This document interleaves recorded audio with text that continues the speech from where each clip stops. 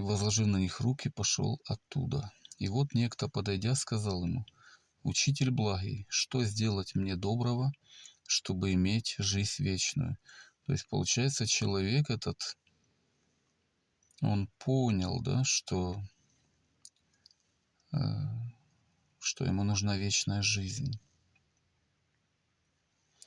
И он обратился к Иисусу и задал вопрос.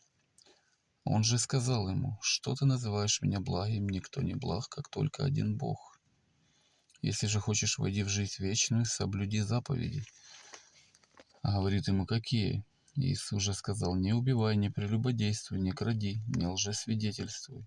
Видите, Иисус цитирует часть 10 заповедей. То есть те 10 заповедей, они соответствуют этим двум заповедям, которые уже в Новом Завете, двум основным. «Почитай отца и мать, и люби ближнего твоего, как самого себя».